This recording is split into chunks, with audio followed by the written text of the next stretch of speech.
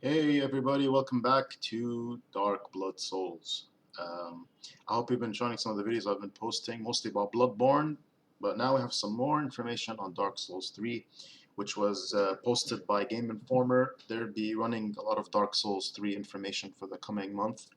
Um, we have a lot of good information, a lot of good news. Fans are going to be ecstatic, I know I am. We have, straight from Miyazaki, some new information. I'm going to talk about them right now. First of all, fast travel will be available from the start of the game. However, it will not uh, impede or it won't uh, interfere with any of the game design, which is great. This is kind of like Demon Souls and Bloodborne. Um, Basically, in Demon Souls, you could warp to any of the archstones that you unlocked or uh, touched after beating any boss, and you can warp to them at any time, and you can warp to any world at any time. Uh, in Bloodborne, same thing. As long as you have uh, touched or lit a lantern, you can warp into that. However, from the Bloodborne's perspective, the game world is still interconnected. You can still open shortcuts and more or less go to every area walking without having to warp. In Demon Souls, you just had to go back to the Nexus to warp to the next one. The worlds were not interconnected. However, the entire game, the world, let's say World One, Boletaria, was all connected, and you can start from the first Archstone and go all the way to the final one. Uh, Dark Souls 2 had you warp to every bonfire from the start. Um, we are not sure yet if they mean fast travel like in Demon Souls and Bloodborne. We had to go back to a hub first and then warp to it, or you could warp to any bonfire from any one you burn or lit. So, but this is what we have for now. Warping will be there from the start. It's good for reducing some backtracking and some tedium. However, maybe it might detract from the exploration and the immersion of getting lost or feeling like you're lost. But this is Miyazaki we're talking about, so we have no problem. Like in Bloodborne, you had the warping, you had the from the start, but you still had to explore the world, and you can the hand lanterns were not as close as the Dark Souls 2 bonfires, so that should be good.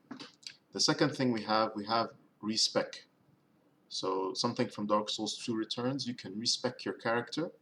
Um, he says he won't be sure if it's some kind of an item, but there will be a method to reassign your souls. So this is as well something that might be good for people who want to try different builds, or if they're having difficulty beating a boss, they could respec and try a different approach. This is what I did for Dark Souls 2 Ivory King DLC. I actually had to respec my Strength Faith character to a Dex, so I can use the Sparrow Opera on the damn boss. Um, the Dark Souls 2 DLC was insanely hard, especially in more than on New Game Plus. Just massive HP with the bosses, and they tank so much damage. So I had and even if though I had a +10 giant club with Sunlight Blade and a upgraded and a lightning dragon chime. Well, it just didn't do. It was too slow. I had to do something with that. So I had to switch to a fast weapon. So this is something I might like. It might not be a soul vessel, but that's gonna be there. In Demon Souls, what I used to do was to have someone use Soul Sucker on me and just sit there for like an hour, de-leveling all the way back down, and I kept dropping spices for him to keep going. So there's something interesting. Next, we have New Game Plus. New Game Plus will be like Dark Souls 2. New weapons, items, reconfigured enemy locations, and placements. This is also something interesting. Uh, it'll give you a reason to go on to New Game Plus. I'm on the fence with this. I like to. I don't like to know that, well, I have to play the game another time just to get the good weapons, especially if you want to make a build. Uh, it means you have to get better equipment. Like example, Dark Souls 2, you had New Game Plus new arrangements. However, like for example, I wanted the Chloranthy Ring plus 2. or was it +3? Oh no, +2 from the Executioner's Chariot. You had to go through that again and beat the boss to get that ring to make you better for PvP or PvE even. Instead of giving you all the tools in one go. So I'm not sure about that. However, it will not be with bonfire aesthetics, so that part won't return from Dark Souls 2. But this will also give us a reason to continue. Demon Souls, Dark Souls, and Bloodborne did not have this, so this is something interesting just to make us more interested to go on and play. Then, fourth, we have durability. Durability will be a happy medium between Dark Souls 1 and 2.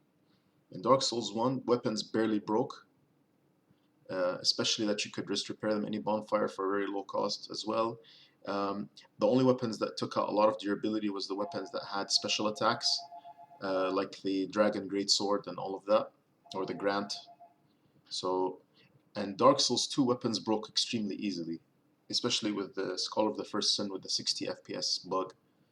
I just watched a video of someone. Basically, he just killed 2 enemies as only, and he lost half his durability. So that's ridiculous. So it's gonna be somewhere in between. So that should be interesting. It'll keep it tactical at the same time, not annoying.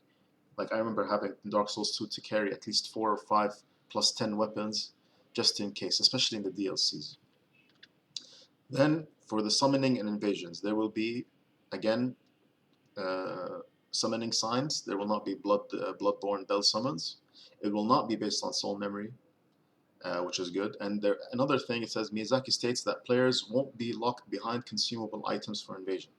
They'll be able to do so as they wish without having to worry about keeping stocked up on cracked red eye orbs, which is also something good, a plus from Dark Souls 2, because over there you had to only use cracked red eye orbs and you had to go through the duels, and that was really annoying. I didn't even enjoy that part at all.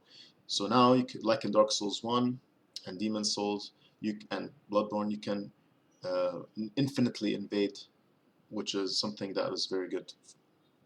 It's a very good positive. Uh, and then what's new, not new, but what's changed or what's still the same is hidden walls. Hidden walls will again be based on it. They will only be opened with attacks or rolls. They will not be with the button prompts like in Dark Souls 2. That was good as well. Um, it just kind of gives you this feeling that you can actually explore it instead of you just walking around mashing a button. I don't know. For me, it makes more sense. It's not really a big issue for me either way. And then what we have is magic. Magic. This is interesting. This is the biggest change, I think. Magic will be returning with an MP bar. An MP bar that happened in Dark Demon Souls. That's very interesting. I'm also on the fence with this.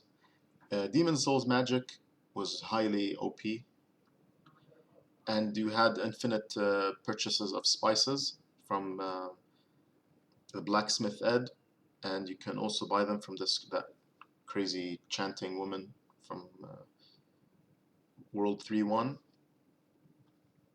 So basically, all you have to do was buy 99 of these, and then just spam Soul Arrow or Soul Ray, whatever, and then just pop a spice or use Fire or Storm. So in Dark 1 and 2, they were limited spells, which made it a little more tactical. They had to conserve your usage. At the same time, in Dark Souls 2, you had herbs which you could take to replenish the spell charges. So I'm not sure how this will go. He says that they're not going to be the same type of spells with different attributes, i.e., spear type, lightning type. They will have specific characteristics that will enhance the player's play style and strategy, and players will be able to have more criteria to accurately choose the appropriate different types of spells to best fit their tactics, and it will also feature battle arts. So battle arts will also give us an extra advantage or an extra tactical approach or option when we want to use spells. There will be changing the magic management scheme to an MP scheme.